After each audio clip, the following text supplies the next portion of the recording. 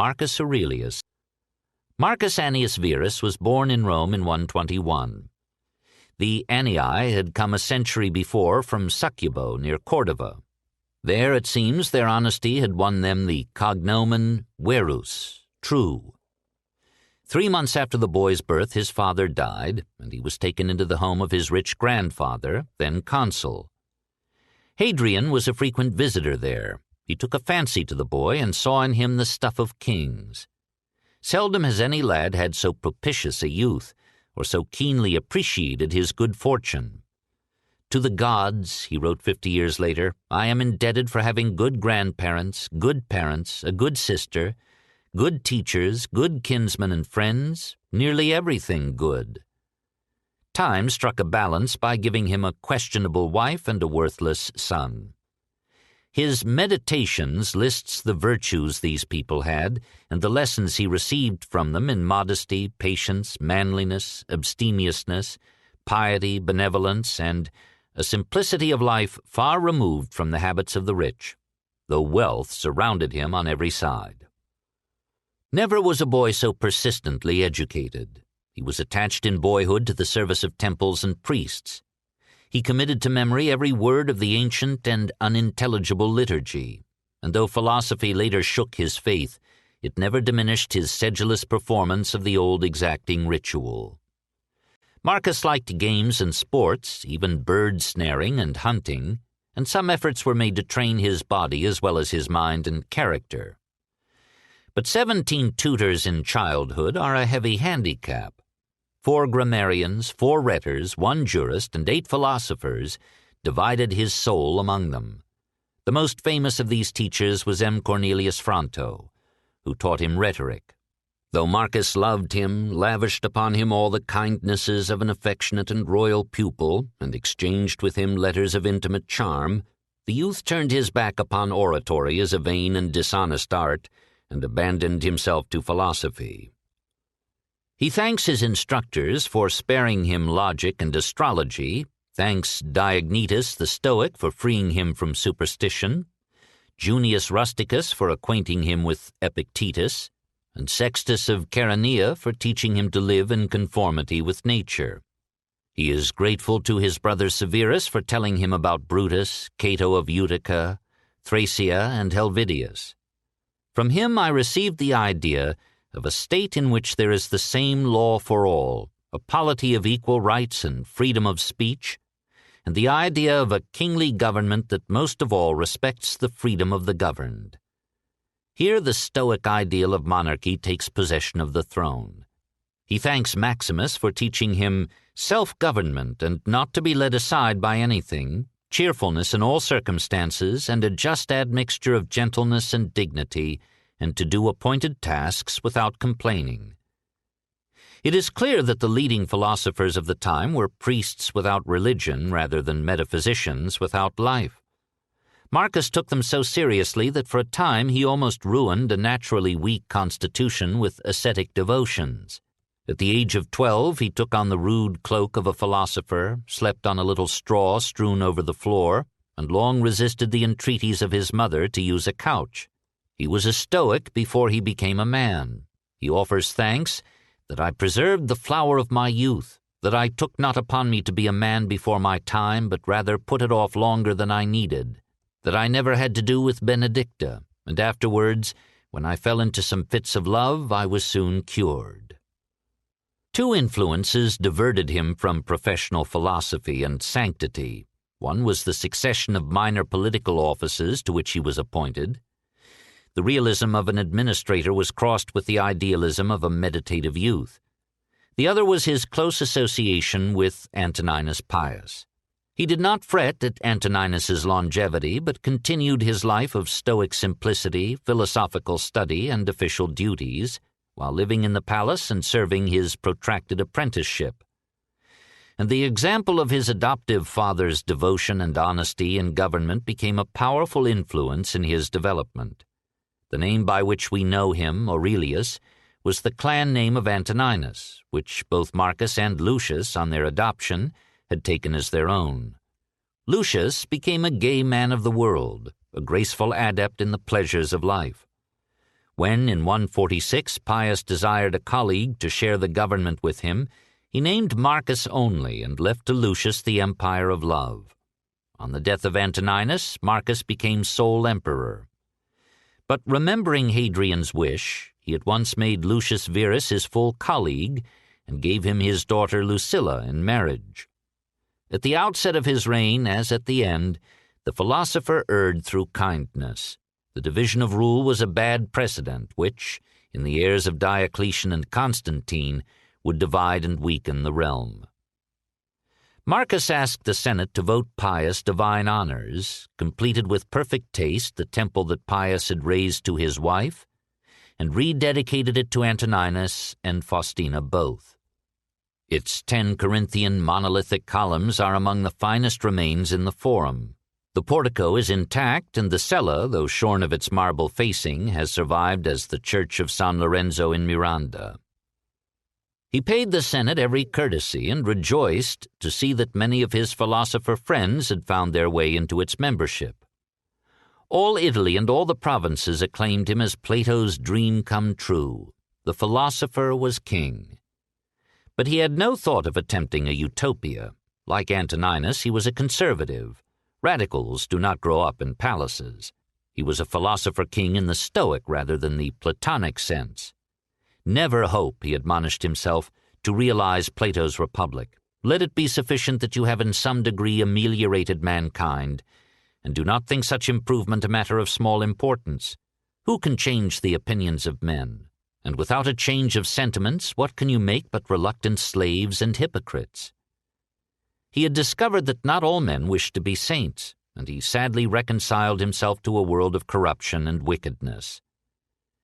The immortal gods consent for countless ages to endure without anger, and even to surround with blessings so many and such evil men. But thou, who hast so short a time to live, art thou already weary? He decided to rely on example rather than law. He made himself, in fact, a public servant.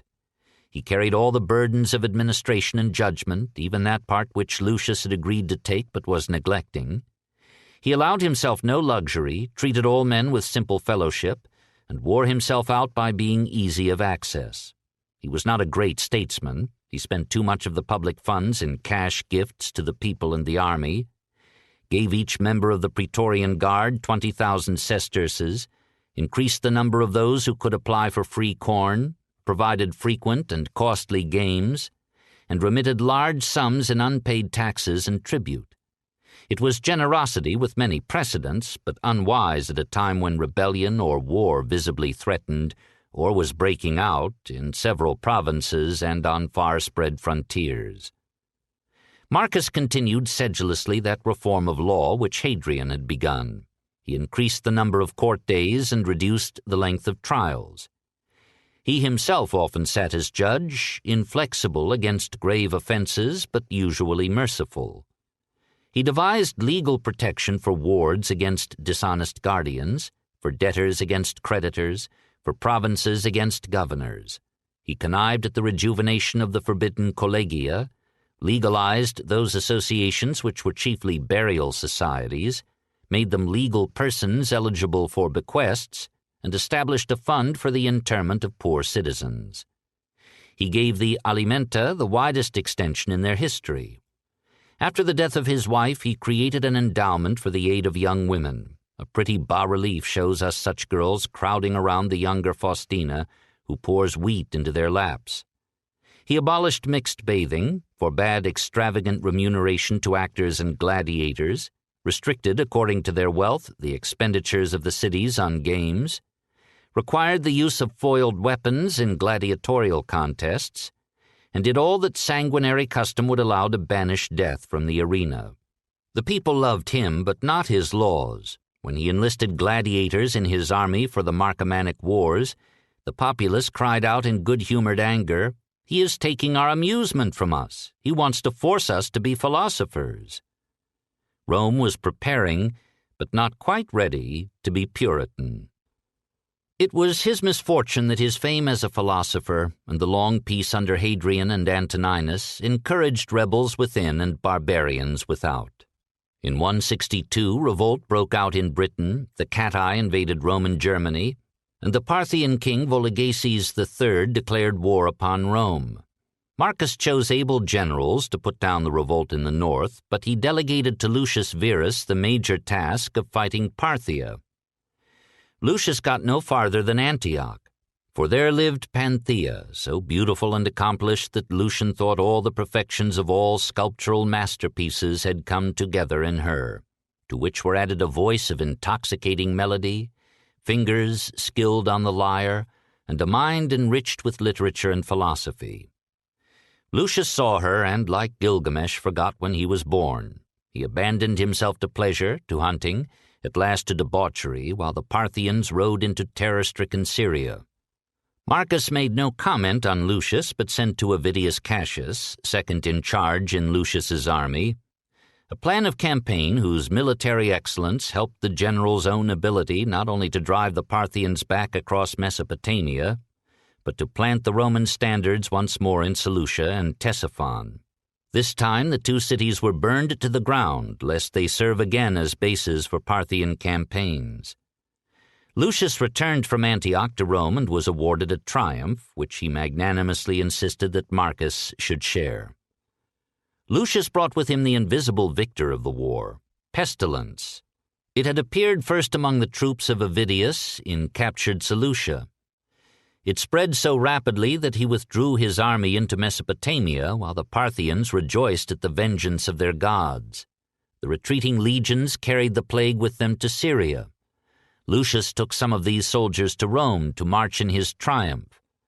They infected every city through which they passed and every region of the empire to which they were later assigned.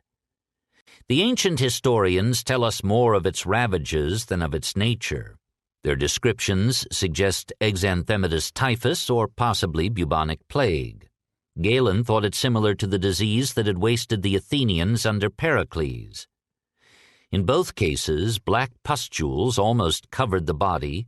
The victim was racked with a hoarse cough, and his breath stank. Rapidly it swept through Asia Minor, Egypt, Greece, Italy, and Gaul. Within a year, 166 to 67, it had killed more men than had been lost in the war. In Rome, 2,000 died of it in one day, including many of the aristocracy. Corpses were carried out of the city in heaps. Marcus, helpless before this intangible enemy, did all he could to mitigate the evil, but the medical science of his day could offer him no guidance, and the epidemic ran its course until it had established an immunity or had killed all its carriers. The effects were endless. Many localities were so despoiled of population that they reverted to jungle or desert. Food production fell, transport was disorganized, floods destroyed great quantities of grain, and famine succeeded plague. The happy hilaritas that had marked the beginning of Marcus's reign vanished. Men yielded to a bewildered pessimism, flocked to soothsayers and oracles, clouded the altars with incense and sacrifice, and sought consolation where alone it was offered them, in the new religions of personal immortality and heavenly peace. Amid these domestic difficulties, news came, 167, that the tribes along the Danube, Cati, Quadi, Marcomanni, Yazyges, had crossed the river, overwhelmed a Roman garrison of 20,000 men, and were pouring unhindered into Dacia, Rhaetia, Pannonia, Noricum. That some had made their way over the Alps, had defeated every army sent against them, were besieging Aquileia, near Venice, were threatening Verona, and were laying waste the rich fields of northern Italy. Never before had the German tribes moved with such unity or so closely threatened Rome. Marcus acted with surprising decisiveness. He put away the pleasures of philosophy and determined to take the field in what he foresaw would be the most momentous of Roman wars since Hannibal. He shocked Italy by enrolling policemen, gladiators, slaves, brigands, and barbarous mercenaries into legions depleted by war and pestilence. Even the gods were conscripted to his purpose. He bade the priests of alien faiths to offer sacrifice for Rome according to their various rites. And he himself burned such hecatombs at the altars that a wit circulated a message sent him by white oxen, begging him not to be too victorious. If thou shouldst conquer, we are lost. To raise war funds without levying special taxes, he auctioned off in the Forum the wardrobes, art objects, and jewels of the imperial palaces. He took careful measures of defense, fortified the border towns from Gaul to the Aegean, blocked the passes into Italy, and bribed German and Scythian tribes to attack the invaders in the rear. With energy and courage all the more admirable in a man who hated war, he trained his army into disciplined strength, led them through a hard campaign mapped out with strategic skill, drove the besiegers from Aquileia, and routed them even to the Danube, until nearly all were captured or dead. He understood that this action had not ended the German danger, but thinking the situation safe for a time, he returned with his colleague to Rome. On the way, Lucius died of an apoplectic stroke, and gossip, which, like politics, has no bowels of mercy, whispered that Marcus had poisoned him. From January to September 169, the emperor rested at home from efforts that had strained his frail body close to the breaking point. He suffered from a stomach ailment that often left him too weak to talk. He controlled it by eating sparingly, one light meal a day. Those who knew his condition and his diet marveled at his labors in the palace and the field, and could only say that he made up in resolution what he lacked in strength.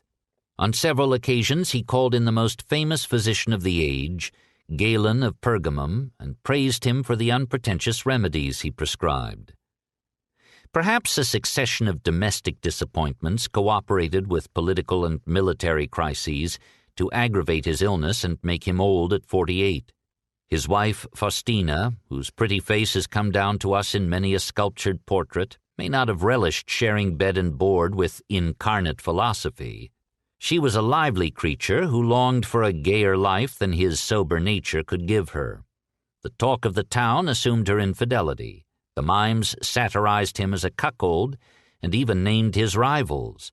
Like Antoninus with Faustina the mother, Marcus said nothing. Instead, he promoted the supposed paramours to high office, gave Faustina every sign of tenderness and respect, had her deified when she died, 175, and thanked the gods in his meditations for so obedient and affectionate a wife. No evidence exists upon which to condemn her. Of the 4 children that she gave him, and whom he loved with a passion still warm in his letters to Fronto, 1 girl died in childhood. The surviving daughter was saddened by Lucius's life and widowed by his death. Twin sons came in 161. One died at birth, the other was Commodus. Scandalmongers called him a gladiator's gift to Faustina, and he strove all his life long to confirm the tale. But he was a handsome and vigorous lad. Marcus forgivably doted on him, presented him to the legions in a manner symbolic of naming a successor, and engaged the best teachers in Rome to fit him for rule.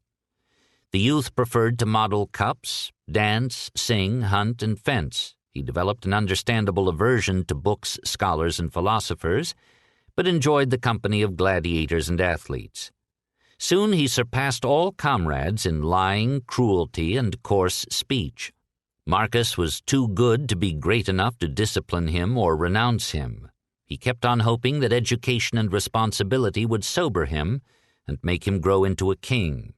The lonely emperor, emaciated, beard untended, eyes weary with anxiety and sleeplessness, turned back from his wife and son to the tasks of government and war.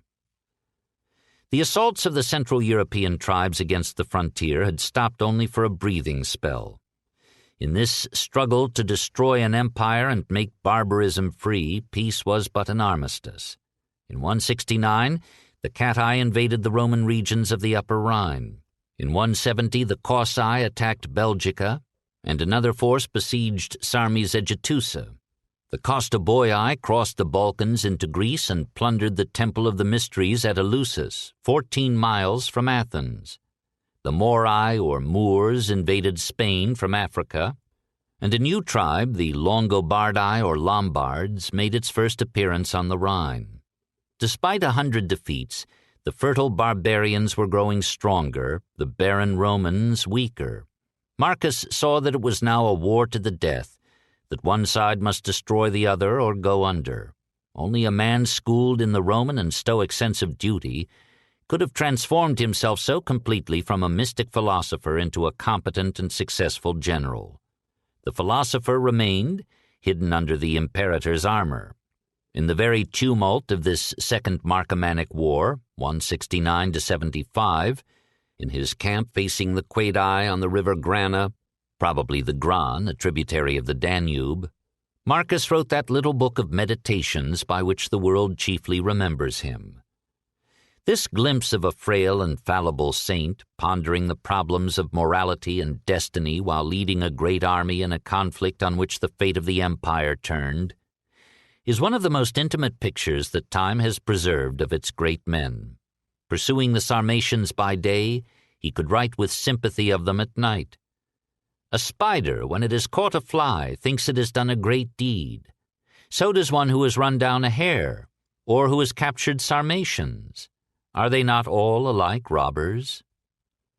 Nevertheless, he fought the Sarmatians, the Marcomanni, the Quaedi, the Yazyges, through 6 hard years, defeated them, and marched his legions as far north as Bohemia. It was apparently his plan to use the Hercynian and Carpathian ranges as a new frontier. If he had succeeded, Roman civilization might have made Germany, like Gaul, Latin in speech and classical in heritage. But at the height of his successes, he was shocked to learn that Avidius Cassius, after putting down a revolt in Egypt, had declared himself emperor. Marcus surprised the barbarians with a hasty peace, merely annexing a 10-mile strip on the north bank of the Danube and leaving strong garrisons on the southern side. He summoned his soldiers, told them that he would gladly yield his place to Avidius if Rome wished it, promised to pardon the rebel, and marched into Asia to encounter him. Meanwhile, a centurion killed Cassius, and the rebellion collapsed. Marcus passed through Asia Minor and Syria to Alexandria, mourning like Caesar that he had been cheated of a chance for clemency. At Smyrna, Alexandria, and Athens, he walked the streets without a guard, wore the mantle of a philosopher, attended the lectures of the leading teachers, and joined with them in discussion, speaking Greek. During his stay at Athens, he endowed professorships in each of the great schools of doctrine, Platonic, Aristotelian, Stoic, and Epicurean. In the fall of 76, after almost 7 years of war, Aurelius reached Rome and was accorded a triumph as the savior of the empire. The emperor associated Commodus with himself in victory, and now made him, a lad of 15, his colleague on the throne. For the first time in nearly a century, the principle of adoption was put aside, and the hereditary principate was resumed. Marcus knew what perils he was inviting for the empire. He chose them as a lesser evil than the civil war that Commodus and his friends would wage if he were denied the throne. We must not judge him with hindsight. Neither did Rome anticipate the consequences of this love. There the plague had burned itself out, and men were beginning to be happy again. The capital had suffered little from the wars, which had been financed with remarkable economy and little extra taxation. While battle raged on the frontiers, trade flourished within, and money jingled everywhere. It was the height of Rome's tide and of its emperor's popularity. All the world acclaimed him as at once a soldier, a sage, and a saint. But his triumph did not deceive him. He knew that the problem of Germany had not been solved. Convinced that further invasions could be prevented only by an active policy of extending the frontier to the mountains of Bohemia, he set forth with Commodus in 178 on the Third Marcomannic War. Crossing the Danube, he again defeated the Quaedi after a long and arduous campaign. No resistance remained, and he was about to annex the lands of the Quaedi, the Marcomanni, and the Sarmatians, roughly Bohemia and Danubian Galicia, as new provinces, when sickness struck him down in his camp at Vindobona, Vienna.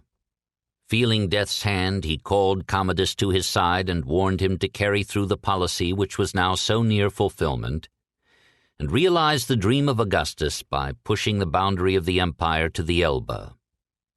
We must not merely acknowledge the resolution and tenacity of the ruler, says the impartial Mommsen, but must also admit that he did what right policy enjoined. Then he refused all further food or drink.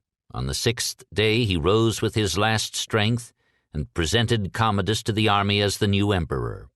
Returning to his couch, he covered his head with the sheet and soon afterward died. When his body reached Rome, the people had already begun to worship him as a god who, for a while, had consented to live on the earth. The emperor as philosopher. 6 years before his death, Marcus Aurelius sat down in his tent to formulate his thoughts on human life and destiny. We cannot be sure that the ta eis heauton, to himself, was intended for the public eye. Probably so, for even saints are vain, and the greatest man of action has moments of weakness in which he aspires to write a book. Marcus was not an expert author. Most of the training that Fronto had given him in Latin was wasted now, since he wrote in Greek. Besides, these golden thoughts were penned in the intervals of travel, battles, revolts, and many tribulations. We must forgive them for being disconnected and formless, often repetitious, sometimes dull. The book is precious only for its contents, its tenderness and candor, its half-conscious revelations of a pagan, Christian, ancient, medieval soul. Like most thinkers of his time, Aurelius conceived philosophy not as a speculative description of infinity, but as a school of virtue and a way of life. He hardly bothers to make up his mind about God. Sometimes he talks like an agnostic, acknowledging that he does not know, but having made that admission, he accepts the traditional faith with a simple piety. Of what worth is it to me, he asks, to live in a universe without gods or providence? He speaks of deity now in the singular, now in the plural, with all the indifference of Genesis. He offers public prayer and sacrifice to the old divinities, but in his private thought he is a pantheist, deeply impressed with the order of the cosmos and the wisdom of God. He has a Hindu's sense of the interdependence of the world and man. He marvels at the growth of the child out of a little seed, the miraculous formation of organs, strength, mind, and aspiration out of a little food. He believes that if we could understand, we should find in the universe the same order and creative power as in man. All things are implicated with one another, and the bond is holy. There is a common reason in all intelligent beings. One God pervades all things, one substance, one law, one truth. Can a clear order subsist in thee, and disorder in the all? He admits the difficulty of reconciling evil, suffering, apparently unmerited misfortune, with a good providence, but we cannot judge the place of any element or event in the scheme of things unless we see the whole, and who shall pretend to such total perspective? It is therefore insolent and ridiculous for us to judge the world. Wisdom lies in recognizing our limitations, in seeking to be harmonious parts of the universal order, in trying to sense the mind behind the body of the world and cooperating with it willingly. To one who has reached this view, everything that happens justly, i.e., as in the course of nature. Nothing that is according to nature can be evil. Everything natural is beautiful to him who understands. All things are determined by the universal reason, the inherent logic of the whole, and every part must welcome cheerfully its modest role and fate. Equanimity, the watchword of the dying Antoninus, is the voluntary acceptance of the things that are assigned to thee by the nature of the whole. Everything harmonizes with me that harmonizes with thee, O universe. Nothing for me is too early or too late which is in due time for thee. Everything is fruit to me that thy seasons bring, O nature. From thee are all things, in thee are all things, to thee all things return. Knowledge is of value only as a tool of the good life. What then can direct a man? One thing only, philosophy. Not as logic or learning, but as a persistent training in moral excellence. Be thou erect or be made erect. God has given every man a guiding daimon or inner spirit, his reason. Virtue is the life of reason. These are the principles of the rational soul. It traverses the whole universe and surveys its form and extends itself into the infinity of time and embraces the cyclical renewal of all things, and comprehends that those who come after us will see nothing new, nor have those before us seen anything more. But in a manner he who is 40 years old, if he has any understanding at all, has seen, by virtue of this uniformity, all things that have been or will be. Marcus thinks his premises compel him to Puritanism. Pleasure is neither good nor useful. He renounces the flesh and all its works, and talks at times like some Anthony in the Thebaid. Observe how ephemeral and worthless human things are, and what was yesterday a little mucus, tomorrow will be a mummy or ashes. The whole space of a man's life is but little, and yet with what troubles it is filled, and with what a wretched body it must be passed. Turn it inside out, and see what kind of thing it is.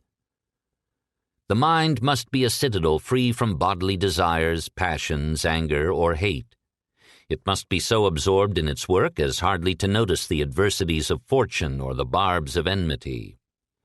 Every man is worth just so much as the things about which he busies himself. He reluctantly concedes that there are bad men in this world. The way to deal with them is to remember that they too are men, the helpless victims of their own faults by the determinism of circumstance. If any man has done thee wrong, the harm is his own. It is thy duty to forgive him. If the existence of evil men saddens you, think of the many fine persons you have met and the many virtues that are mingled in imperfect characters. Good or bad, all men are brothers, kinsmen in one God. Even the ugliest barbarian is a citizen of the fatherland to which we all belong. As Aurelius, I have Rome for my country, as a man, the world. Does this seem an impracticable philosophy? On the contrary, nothing is so invincible as a good disposition, if it be sincere. A really good man is immune to misfortune, for whatever evil befalls him leaves him still his own soul. Will this evil that has happened prevent thee from being just, magnanimous, temperate, prudent, modest, free? Suppose that men curse thee, kill thee, cut thee in pieces. What can these things do to prevent thy mind from remaining pure, wise, sober, and just? If a man stand by a limpid, pure spring and curse it, the spring never ceases to send up clean water.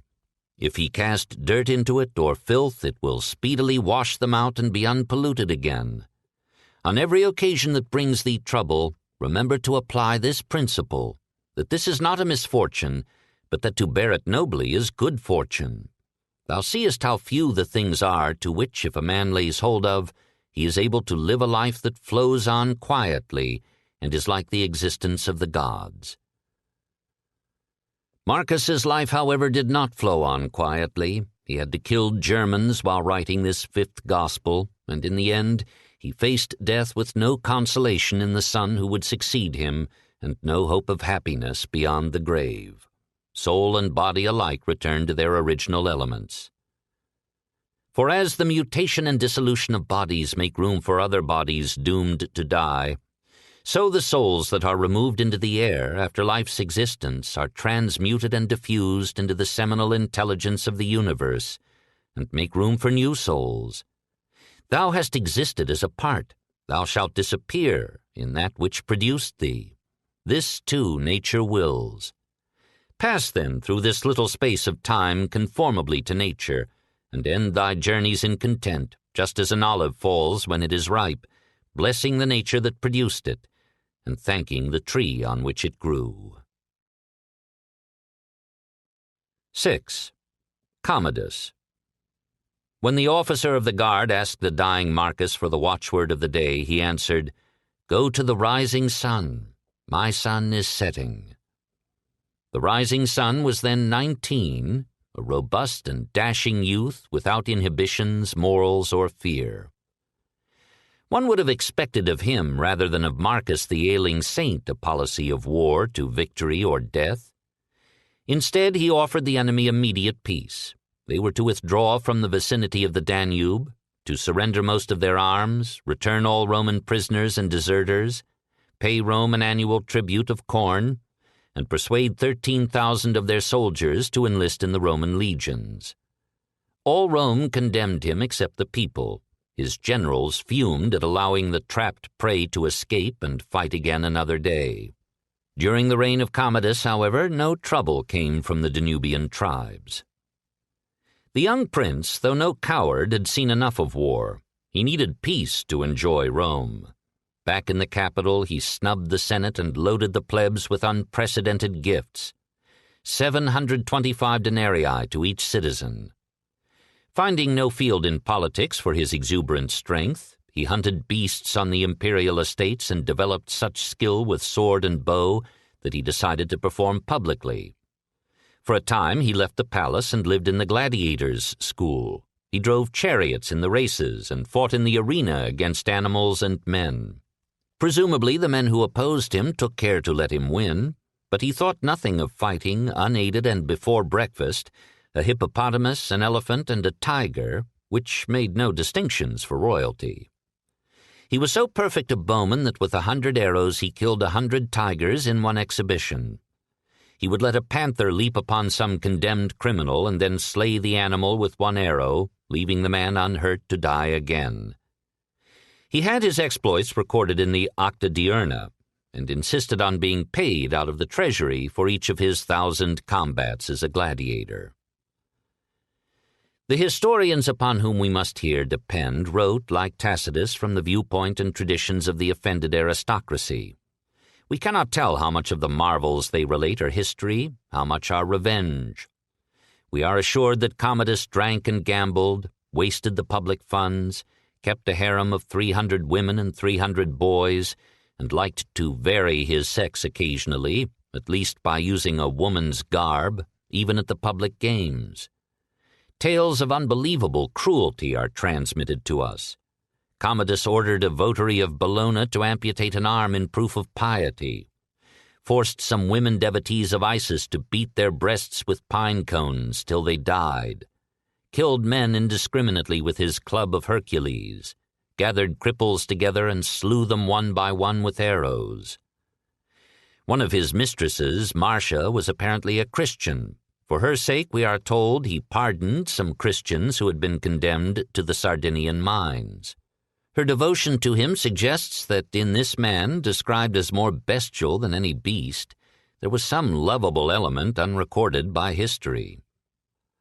Like his predecessors, he was aroused to the wildest ferocity by fear of assassination. His aunt Lucilla formed a conspiracy to kill him. He discovered it, had her executed, and on proof or suspicion of participation, put so many men of rank to death that soon hardly any survived who had been prominent in Marcus's reign. Delators, who had almost disappeared for a century, returned to activity and favor, and a new terror raged in Rome. Appointing Perennis as praetorian prefect, Commodus yielded the reins of government to him and, the tradition says, abandoned himself to sexual dissipation. Perennis ruled efficiently but mercilessly. He organized his own terror and had all his opponents slain. The emperor, suspecting that Perennis planned to replace him, surrendered this second Sejanus to the Senate, which reenacted its role of glowing revenge. Cleander, a former slave, succeeded Perennis, 185, and surpassed him in corruption and cruelty. Any office might be had for a proper bribe. Any decision of any court could be reversed. Under his orders, senators and knights were put to death for treason or criticism. In 190, a mob besieged the villa where Commodus was staying and demanded Cleander's death. The emperor accommodated them. Cleander's successor, Letus, after holding power for 3 years, judged that his time had come. One day he chanced upon a proscription list that contained the names of his supporters and friends and of Marcia. On the last day of 192, Marcia gave Commodus a cup of poison, and when it worked too slowly, the athlete whom he had kept to wrestle with strangled him in his bath. He was a youth of 31. When Marcus died, Rome had reached the apex of her curve and was already touched with decay. Her boundaries had been extended beyond the Danube, into Scotland and the Sahara, into the Caucasus and Russia, and to the gates of Parthia. She had accomplished for that confusion of peoples and faiths a unity not of language and culture, but at least of economy and law. She had woven it into a majestic commonwealth, within which the exchange of goods moved in unprecedented plenty and freedom. And for 2 centuries she had guarded the great realm from barbarian inroads and had given it security and peace. All the white man's world looked to her as the center of the universe, the omnipotent and eternal city. Never had there been such wealth, such splendor, or such power. Nevertheless, amid the prosperity that made Rome brilliant in this 2nd century, all the seeds were germinating of the crisis that would ruin Italy in the 3rd. Marcus had contributed heavily to the debacle by naming Commodus his heir, and by wars that centralized ever more authority in the hands of the emperor. Commodus kept in peace the prerogatives assumed by Aurelius in war. Private and local independence, initiative, and pride withered as the power and functions of the state increased, and the wealth of nations was drained away by ever-rising taxation to support a self-multiplying bureaucracy and the endless offensives of defense. The mineral wealth of Italy was diminishing, pestilence and famine had taken bitter toll, the system of tillage by slaves was failing, governmental expenditures and doles had exhausted the treasury and debased the currency. Italian industry was losing its markets in the provinces through provincial competition, and no economic statesman appeared to make up for a languishing foreign trade by a wider distribution of buying power at home. Meanwhile, the provinces had recovered from the exactions of Sulla, Pompey, Caesar, Cassius, Brutus, and Antony. Their ancient skills had revived, their industries were flourishing, their new wealth was financing science, philosophy, and art. Their sons replenished the legions, their generals led them. Soon their armies would hold Italy at their mercy and make their generals emperors. The process of conquest was finished and was to be reversed. Henceforth, the conquered would absorb the conquerors. As if conscious of these omens and problems, the mind of Rome at the close of the Antonine Age sank into a cultural and spiritual fatigue. The practical disfranchisement of first the assemblies and then the Senate had removed the mental stimulus that comes from free political activity and a widespread sense of liberty and power. Since the prince had almost all authority, the citizens left him almost all responsibility. More and more of them, even in the aristocracy, retired into their families and their private affairs. Citizens became atoms, and society began to fall to pieces internally precisely when unity seemed most complete. Disillusionment with democracy was followed by disillusionment with monarchy. The golden thoughts of Aurelius were often leaden thoughts, weighted down with the suspicion that Rome's problems could not be solved, that the multiplying barbarians could not long be held back by a sterile and pacific breed. Stoicism, which had begun by preaching strength, was ending by preaching resignation. Almost all the philosophers had made their peace with religion. For 400 years, Stoicism had been to the upper classes a substitute for religion. Now the substitute was put aside, and the ruling orders turned back from the books of the philosophers to the altars of the gods. And yet paganism, too, was dying. Like Italy, it was flushed only with governmental aid and was nearing exhaustion. It had conquered philosophy, but already its temple precincts heard reverently the names of invading deities. The age was heavy with the resurrection of the provinces and the incredible victory of Christ.